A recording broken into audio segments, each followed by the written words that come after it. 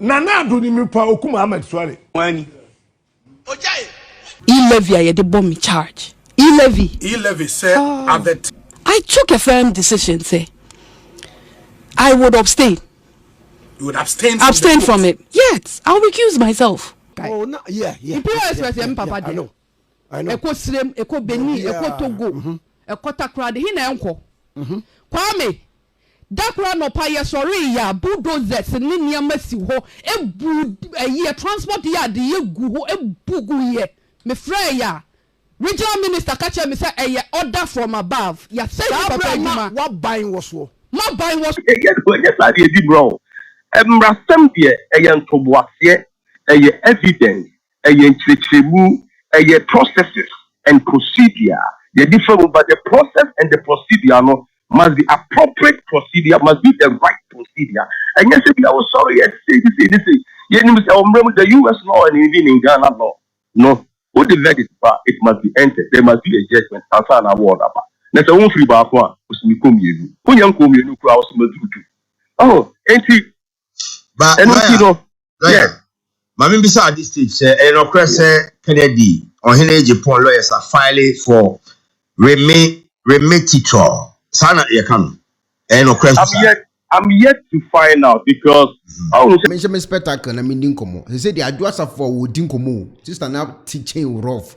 En komo we dia ba bontin. Say was E-levy no wan to aba ne bi. Na se nipa na omdi ne kosi ho koto aba na imposter na no ka. Se na no kore bi wo ba bi. Adwoa Safo aba ba NDC for NPP photo. Also wan to aba ne wo kwa no mfoa E-levy ne so. Ana afi so eye honorable Kennedy wo hile Japan ko fo so buafu pa. Omosi omoni anase ne eye honorable case ne koso America memo no.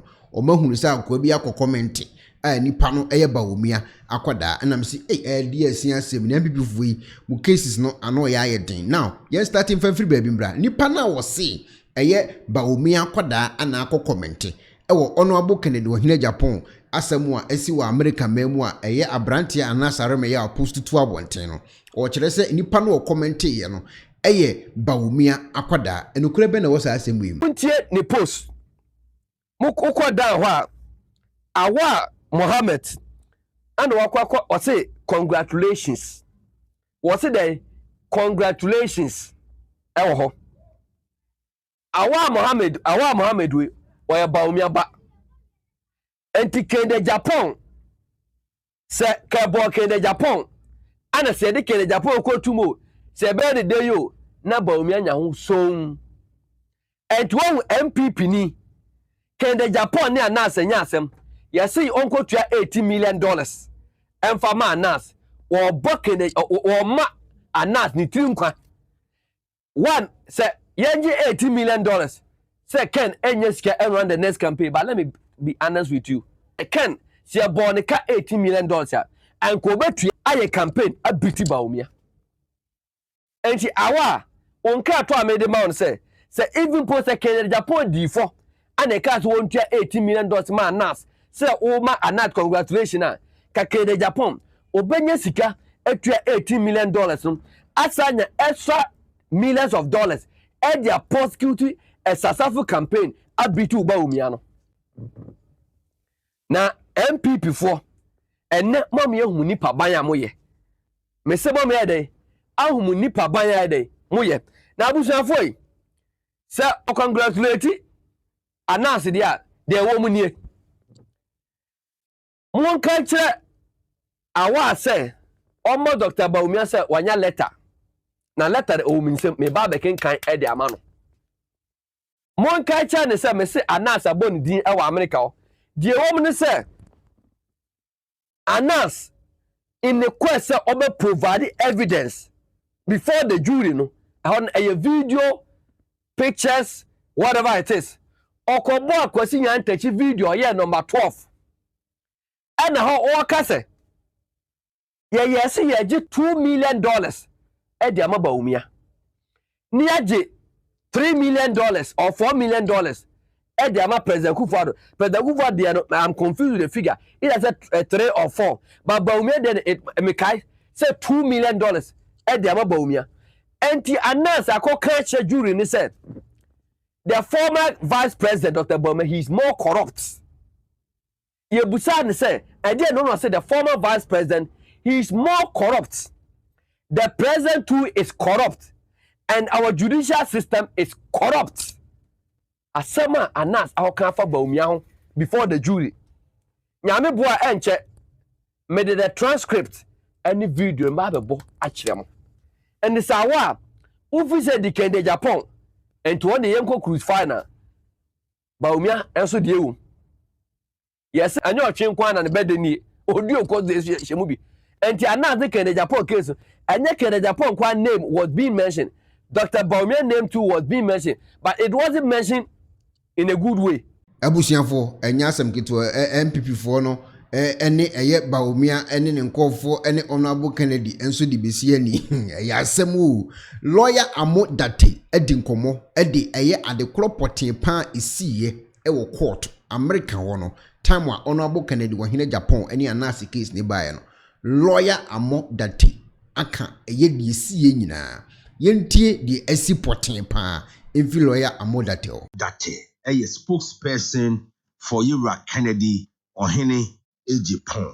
Enra yeti 18 million damages say Ositia Edima Ira Anas Aremeya Wanas. Yati other development around the case. Now the Tuamupa de Wumpano Yene lawyer Amodate or your spokesperson or Casadema Ira Kennedy or Henny Japan. Yeah, I'm what to say.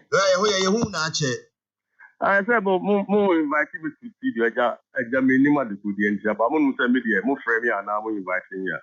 Medium Bicabeba. Lawyer man, try a crime with the anywhere. Yes, here, who are you? No, Bibia Bokodi. Bibia Boko, officer, when you're making Kunim, and I'm saying, you're sorry, I think for me, not your Becani say, and Unyam Cassia, Bicapia, and Catidian Port. Yeah, 18 million US dollars in damages to be paid to Anas, sending a free New Jersey. Later on, many lawyer could see Quati, Eddie Komoma, or the Angles be Bemu. Say there is a case for a possible mistrial. And I feel so. Yes, I'm afraid BB said they remitted to or so.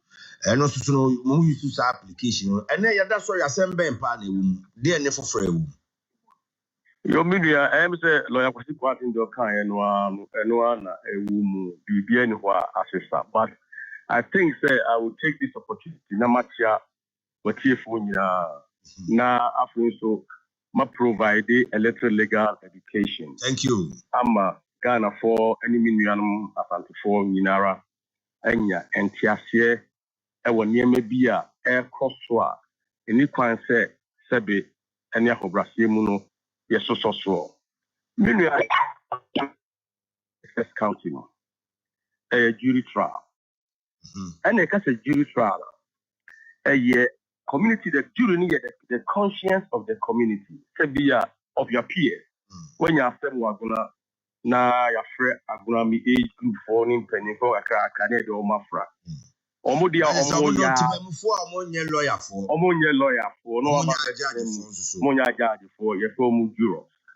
No, but Tassia, Omodia would they sit and listen and evaluate the facts. Yeah, I get the evidence, and we evaluate. And at the judge, you know, so we say no for no so ethical or no, the judge of the law, Emrano, and all share.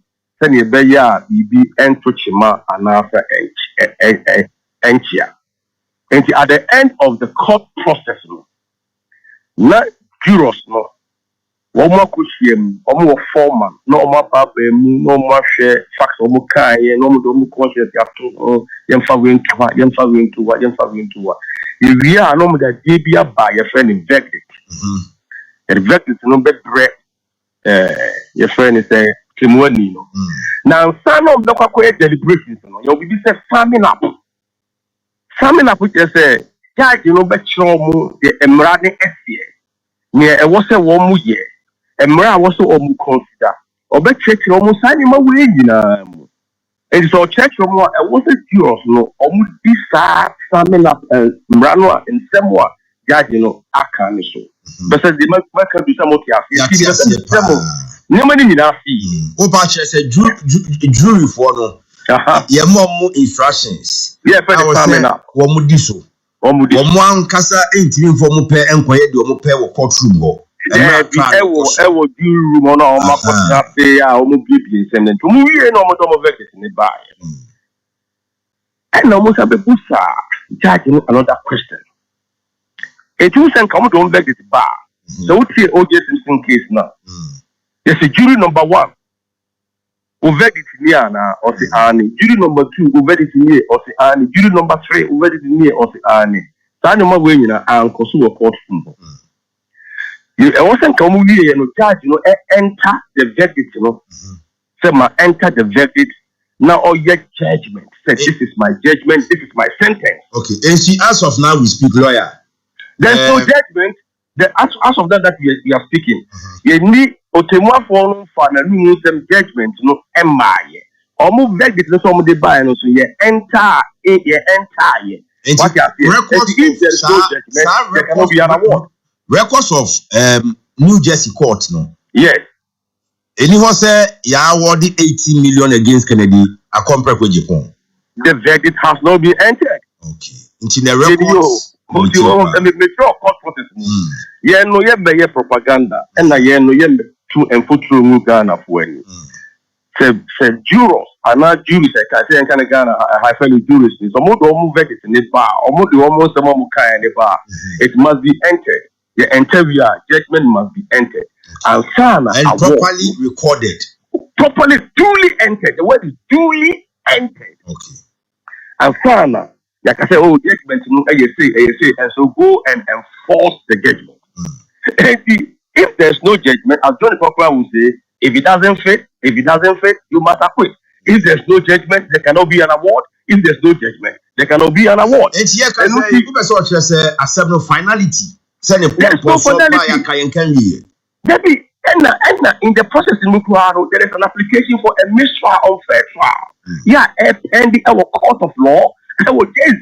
Yeah, the judge has 30 days, and Namaku Etiasa to bring the ruling. Judging for a ruling, my application is pending. Then you jump into the universe like a ruling horse You jump onto the universe, and then you are proclaiming victory. Now you are deceiving Ghanaians. Sadiana air crossing also Ghana food in who said, no, who say, I can say, bringing finality to it. In fact, conclusion, you cannot stipulate. You cannot say that. And then we are saying, and it's something I can't say, but you see, who will say, Sadia Yano, Sadia did wrong. Rasambia, a young Toboasia, a evidence, a tribu, a processes and procedure.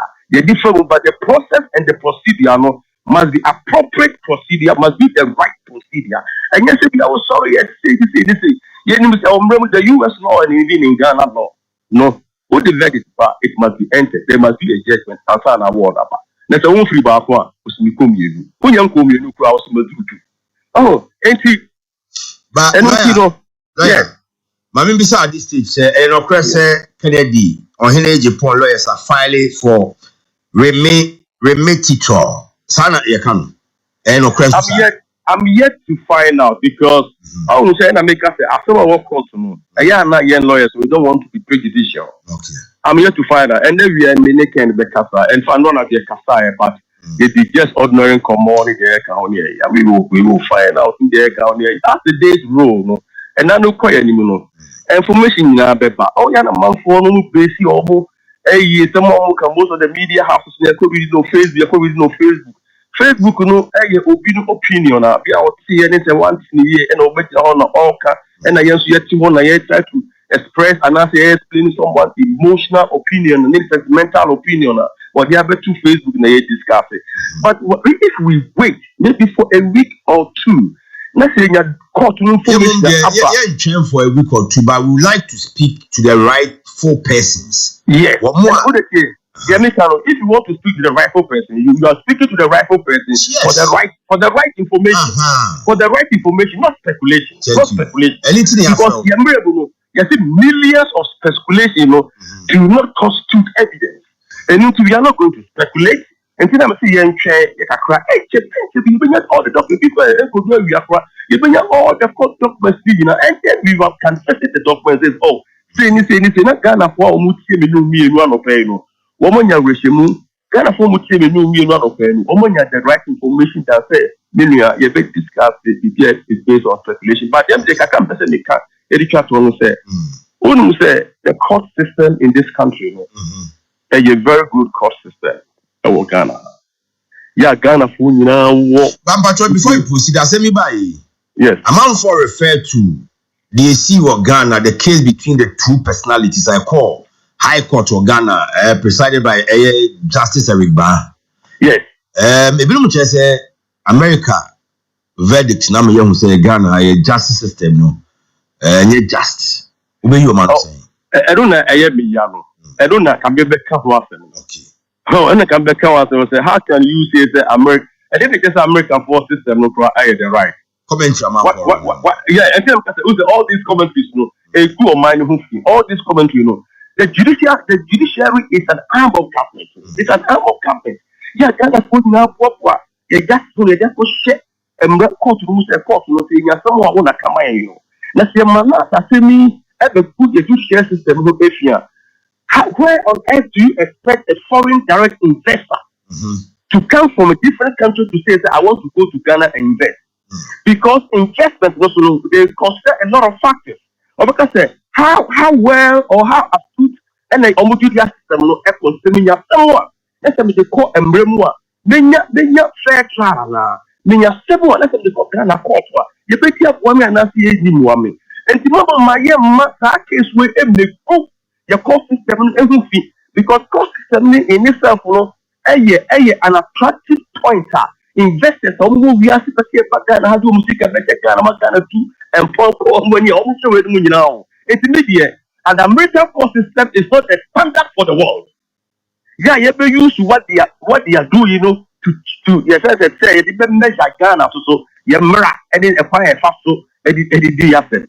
One more can almost say we are some and go see it. I said, no, good way, yeah. Maybe the more create as America, Ghana, say, I need made in Ghana near my aunt. Maybe I'll be your right. If you say that you're no more Ghana near to this always be direct. And my chair, and my chair, you and two and more. That is not the Ghana we want to see in the future. That is not the Ghana I want to live in. And no. Someone for message commentary. I was here sit up there. I said, no, this is not the case. I require your depend and sometimes okay. We sat down to evaluate the judgment now. As some call Supreme Court so Akasa have we sat down to evaluate the Supreme Court decision? We haven't. America they haven't even finished. It is the Essex County Court. They haven't even finished. They haven't brought fatality to the matter yet. Never yet to say, now you can say, an American system, now my Ghana system, maybe I disagree with this commentary. Okay. And I will never ever in my lifetime accept this commentary. I have lived in the US over 2 decades. Okay, I have worked in corporate America over 15 years. Okay, with behemoth Fortune 500 companies. I know how the system works. And to all your common law system, yes, you have a common law system. The UK a common law. And it is based on evidence and the law. It is based on case law and practice. You know what John can say, say this. And if you have good judgment, if you have perfect education, the law is good. The law is for peace and order. Miss Fremo, Miss Fremo. Mama, my man who be who pine, not be too footlow. Mama, my man who be who pine, no me cousin tia, your mara Paul, no me cousin tia, your judicial system, the judicial system, and only a snake devino. And not in the Mimia Sauna, Kumasia, Obi Casaton through care when I found come and I mean go because they find himself out. And not in a baby corner when you know, also must have been because of Mr. Court. And not in that what you fear who was so dear no, and Miss Treble, and I hope I see me. Mama, my young yes said commentary because it will not help the development of the my young call the other side. Asemi by nkawedi nka legal issue. But nipa na asem no fa no ye politician. Asemi by politically EBBF mu, EBBF aka ho. Oh, Debbie. Also in policies, for example, NPP policies, the Ghana policy, no. You want disqualifications. There may be a disqualifying nipa. What you see here? Need now a constitution. So person be MP, and Emma Obenya, Obeformer be MP, and Emma Oya be disqualified from being MP. Person be president, the same thing. MPP constitution, so the same thing. Your criteria is selecting your flag bearers and MPs. And our leaders and leadership. And assuming and I'm not admitting it, assuming nobody baby, what has that got to do with politics? By Ghana, I saw one Ghana would be. Say a basana, your best never be. I don't know if they were sister no more, your best in Ghana, we will educate them, we will continue to educate Ghanaians.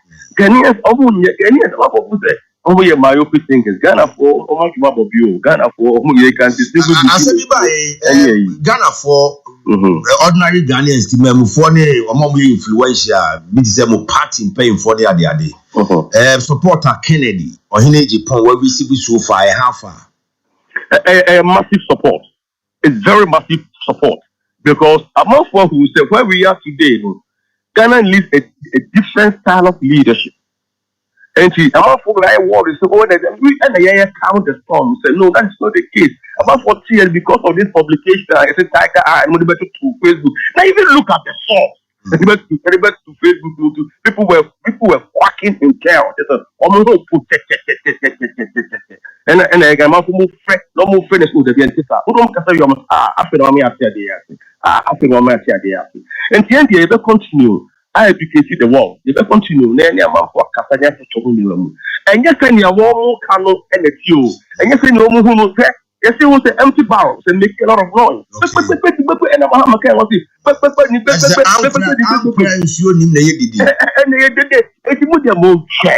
and I make kind of honorable is calm and I'm in the casa or you're more relaxed and even more happier than ever.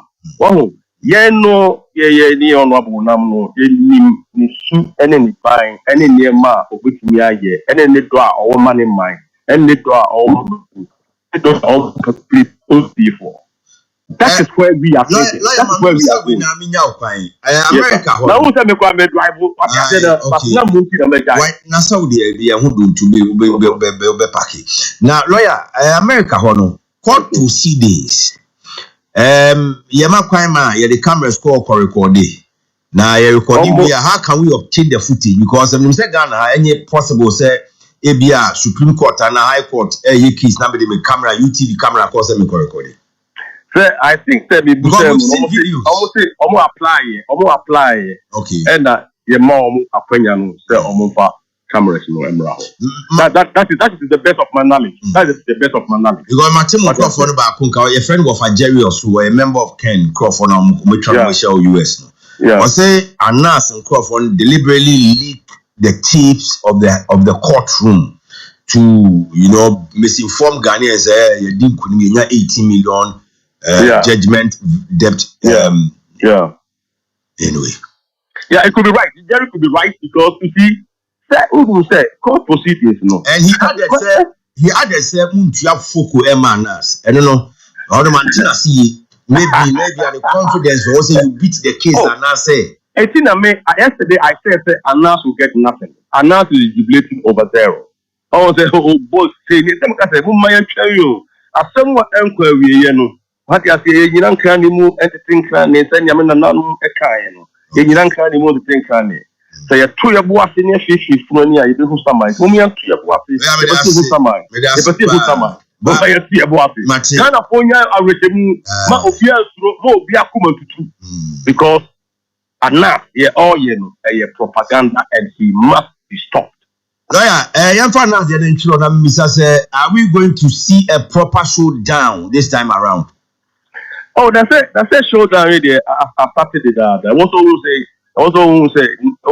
say John Dramani Mahama, the budget or the buy any near my air cost or for you already with you, any near my air cost or say people have seen say that the showdown has already started. say we need that type of leader. Or they and near my 2 years. We need that type of leader. You need that type of leader.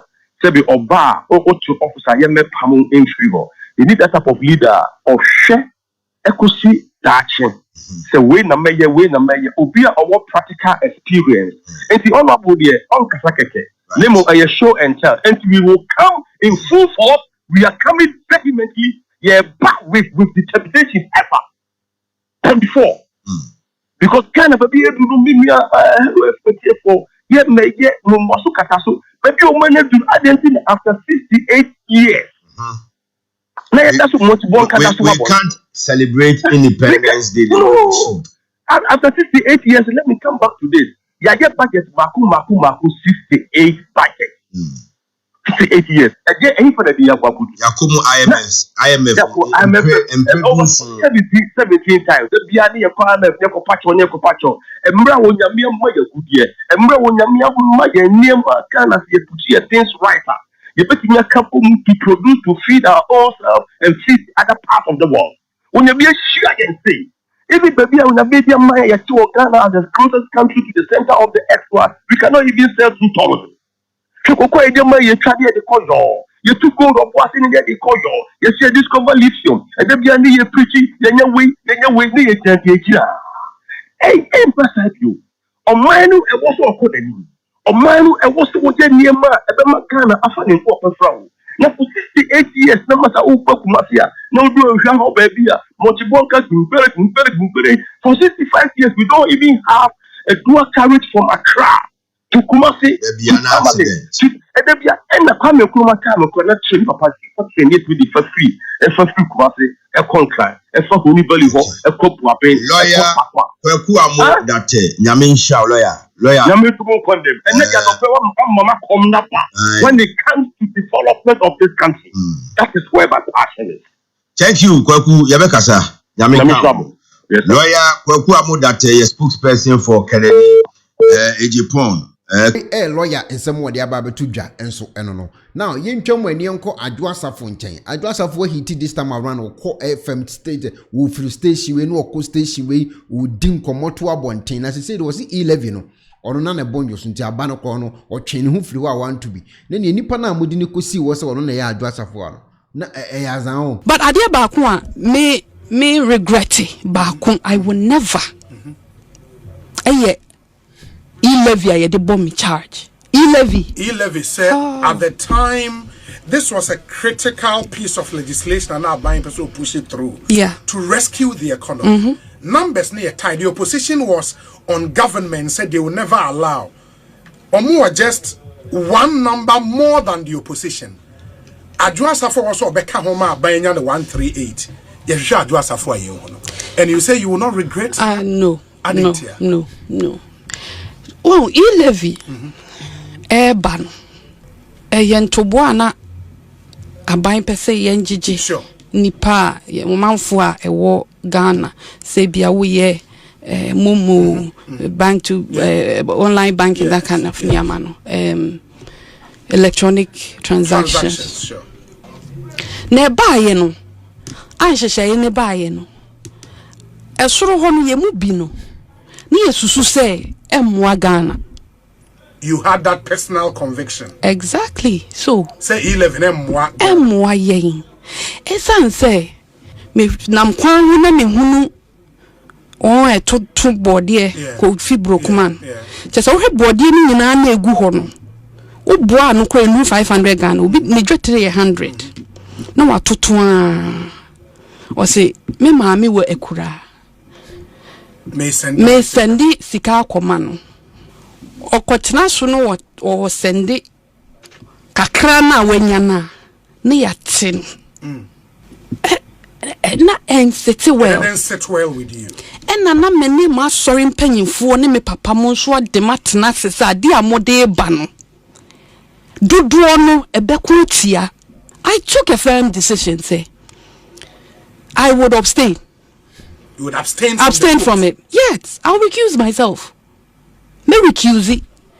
And then me kadishe nyame no munyam say baby me papa de me gina wa sorry ni no if I had gone against that and can no be accept me wo abusu this uncle mo we na oye ye nua be ma Captain Smart aso ne pen chi ze masa ye ma mbe kan tra na won kotra sa Captain Smart aso ne pen chi twa ne toa en waso MPP fo mu bu o mo na enya sem keto na MP so ho mo ye nipa boni na nyam be twetwuka enu na ya mo pesa mo bete no na the whole MPP fraternity in parliament etimi ya hwenyame anim Adwoa Safo ni Ghana ne ya pedi pa foforo asenanan na wakwa kotro Adwoa Safo din na wa tro time obaye na wakwa Adwoa Safo seat so na watimi ato aba ne bi in the name of Adwoa Safo wa bra ye say parliament perjury ye adwuma eti when e kofa sa nipa ne bai Ghana pe en obi a onjina election da otimi ko parliament koto aba na mu wi ambeka mo beta beka che say mo privileges me say me da menya asem mo parliament me fa lawyer ma o me ba me di watam mo pa mo fa me ntum onsa mu ni nyansa ye kan ye say hey Captain Smart pekasa bia ye hyemra no ye de akronfo na hyemra ma ye me bo ana so now honorable Bagman you were the speaker when bra Bagman that time won na we speaker now Adwoa Safo aba bonten say nyono asam ne ba afoforo no mo ante so ye ono a wani afei eba atiasimu a o say nyono a enu nti ena time no mbe pass 11 no wanye na dwen so be ba pa Adwoa Safo na akobie gate no e de ama eye journalist ene eye nkofo a omo eye Ghana a omo kasama nkofo tie ene MPP fo mbenya problem week pa because the way Adwoa Safo abie puna to no omedi mu huduma bruta na owie na nso ho na Captain Smart say na Addo ene ba omi anim nipa omukum Ahmed Suale na me say na Addo ni nipa okum Ahmed Suale wani ojai ba omi anim nipa okum Ahmed Suale ojai Asante Apietu former IGP onim nipa okum Ahmed Suale ojai National Security Minister Honorable Albert Kandapa Kwabena Somani National Security Coordinator womu nipa okum Ahmed Suale. If you want to know why I got to know says Uncle for in anima bisa Canada Japan because Canada Japan and a year chairman of the Parliamentary Select Committee on Defense and Interior IGP Okoye me madam for dampare no nim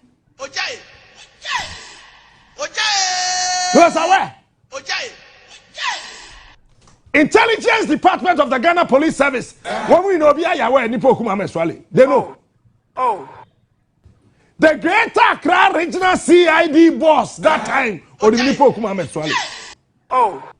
The then police commander and the next police commander who succeeded that police commander at the time, Ahmed Suale, he is also aware of who killed Ahmed Suale. Captain Smart and somewhere the other two no. Week we be long week rough and yasam ketwa. And some caution the another thing. Now Adwoa Safo yen you. What drew kuku any a year ekusi senso any ufri ekusi sen will drew way this or co FM to FM and wakwatina honen komo awodi. Sister na mum person wati. The way always here heat no. Of my MPP for any problem. Me pesa me sereno. Report no or the bar. Page 1, chapter 1. Dome kwa benya. Onche mienti aneba no. A seat a ye safe. Seat a ye winning with over 30,000 margin. A DNT and an a backyard a jada ho. Na on timi nchire ye. Nti on chire ye of chapter 1, page 1. On chire ye ni ekọ so dome kwa benya nti aneba ba mu a. Ay to I see a trebe mabo. Me oba besia. Me kojina kun yanim manim kuguo ne edikan ne etoso mienu ne etoso miensa na ye de adwuma yakọ akọma wo ba se wono nso nto adwuma pa a ma yeso a wokoye wakodi nkuguo yesere no adwuma na wo ye no ye tete ne a wo kotworo no ne na pamfo no wo monhwe no wakanifie die awie ansa na ode sobo na kobo Dr. Mahmoud Baumia ada wugidi se bibi ekoso ho a ebia ye catch the worm wono na da no wo monhwe no woma ama me kan kire yen se kansie na ye kɔ na nkuguo baaye no eye Dr. Mahmoud Baumia ne emfa sobo no emmo no amamu a ne ekoso Ghana fo kasa yentie asofo kasa yentie mpanyimfo a ye ne omo hyade na se opposition omo bu a ye nyina suddenly omo be ye yatamfo businessmen na bu a ye nyina ye gu omo nyuma pensioniers fo sika ne ye de ensa akwa akobom haircut you be twa punk no obi twa sakora ni nyina no ni ye hunu sa amamu no na enkoyie ni ye tu ye funso a ne ye ntie ana de na ni nyina akoso ye Dr. Mahmoud Baumia amamu no ana enkoyie Ghana fo no mo ka me kwa ni ye campaign na ye kofa Asantememu Ashanti region ye base na wo hwekwan ya ne ye nenam so edu ba bi abas ne kwa ye di si wo esense bas ne entimi mfa kwan no so ne ya fa Land Cruisers ne ye denam. Yes, in terms of development, no, Asantefo ahoye mo base no, wo ma nya dodo. Na nkofo empia nkoto afi Asantememu no, de na omu hia. Okay. MP ya me ko di 12 years. Ade a wo di hwamo eba me ye 2 eye wakwan. Okay. Eho no ni pe fa ko school. Eho na oyare a aba kwa wo so a kwan no so ne ye de fa. They road network obia person na kwan ye yi.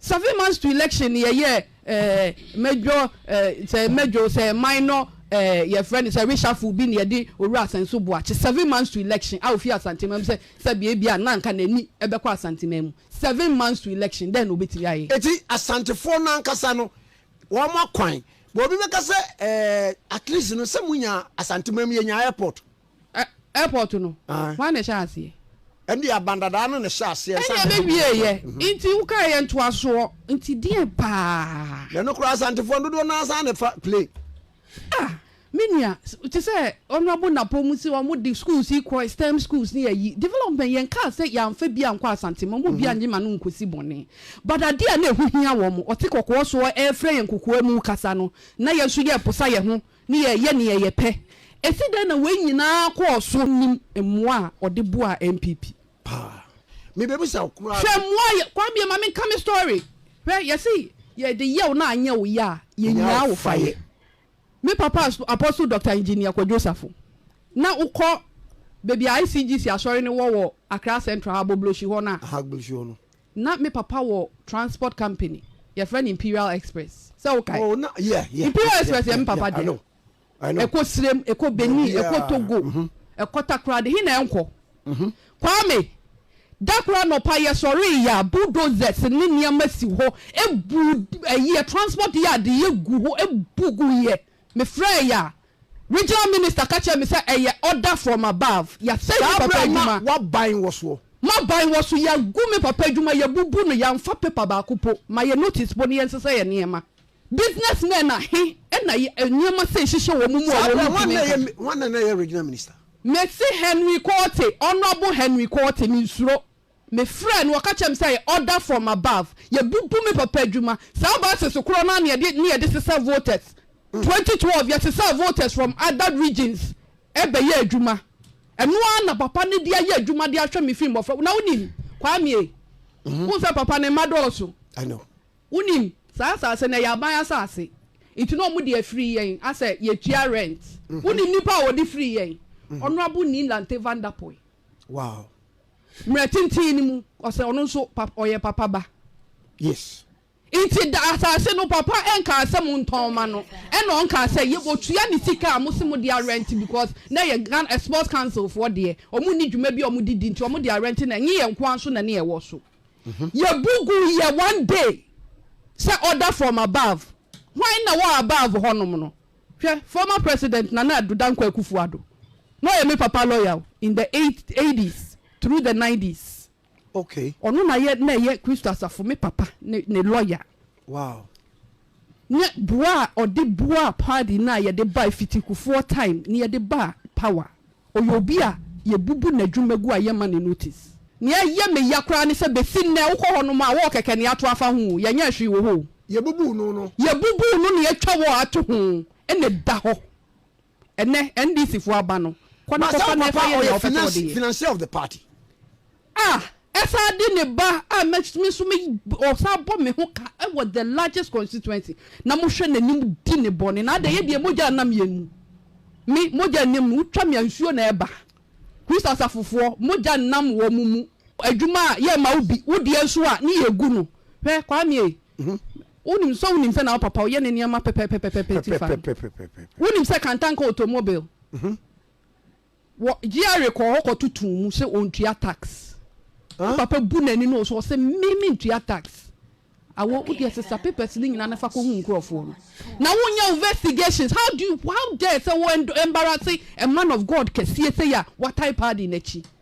na meti parliament ho ne ye frame GRA edin credo ni niama ab seen o mu create major scene say apostle ntua tax mun ko hwe ni books mu say apostle ntua tax ana bo duru ba bi no wo from party no ana because binum say wo kra no wo abandon party no ene ade ye pass yi levy na woni ho ebim se na wo honom ne ade sa mun se what is answer me pa kwa me mate pa kwa me e levy we me nu me ho se man to e levy aba e na me nu me ho so da na nya na obeto abeya e share kwa na one honorable edi wu pie kwa me na ye mia sa da ne anto e levy aba no okay sa da no unse kwa me di leader pen e wo parliament ho ye order paper ye te say wako program na ya chro program outline into yes schedule say ebia Monday ye beye we Tuesday ye beye we aya yetimi diso se controversy bi en wanya ade a we twe ha we twe bia we mu. My experience in parliament as a deputy leader, the first female deputy leader no mimi hu say 11 in sensem wo ho inti dana ya schedule say ye beto aba no ya anto go and check the parliamentary Hansard inti dana omu hu minister dipa no na ye mia na ma wo foforo inti ma ye kese e na mi guso a mi healy e ye mia mi nka ba bia say nye mia enso anya sa ada no ne yeto aba no okay mi na mi nim say ye nto sa aba no inti dana omu schedule so ye beto aba no me Adwoa Safo na mi ni ho because kwa me kama mpanyimfo bi ti ase ase timi gina delegates anim ka kire wo mo se be me papa o wo me free na sini mu apostle ko Joseph adwuma wa ya ma Ghana no won ko school da odo afuo ono ne papa ko school o ye professor ne papa ko parliament da nti obi a ne papa do afuo onko no ne papa ne ko do afuo no ne ye de parliament hye ne nsa no no na ne papa ye adwuma ne bi pen na wako school nti ye fa ne nko ene wo ne udi panyi se yatem wi a wa beka se Kristo asafofo anto aba da bi o ye twa ye nsa se ya nsuo sabe ene fi munye moja wutimi gina ho ka se Kristo asafofo no kra omu dodo ye sen omu wo mu a enye ma omu firi mu nso a entosini nti wanko asori dan bi ani honom a Michael Kwe Junior esi mu da akogu ba ho 4 times eye Kristo asafo sorry no when simu ho na papa na nkasa te brono ne so ankasa nso ye branches mi ensa I know when see ebia mu da yambo dwa kese ama na amada na bronya yi papa ye technological exhibition Erano ADC ni no me ni no e na asem kra mfa me ho nanso ohu otena ase hunu se so obeye yi o onye yi won pesoa no so agi so de ni die ma ne ni die wo no oba sorry sa mako enan 4 times yete ho convention as a technological exhibition na papa ye na afibia ye pe ya mami na abo NDC duku ya waduru hui me hunu wo social media da bio na wo kwe wo de nam party mpanyifo so se me de ba me na ba me papa convention me sere no me ko pe MP adi masala chikura me guve ko ho me ko make house chapel enye me papa sorry body mensa ho me ko ho body nyameche prophet body nyameche he me ko Israel king of Jews me ko ne ho makwa me papa me chia wa no pay he me see jidi koko sorry pen ho the area champion hina na me nko me se masala chikura na me ko wo nko ba bia o me pese me to nkrade ma no ene MPP fo na okokeka kire wo mo ne se Kristo asafo yemfa nya politics o me na me ye me politics it wa me fra me a me Adwoa Safo me mma o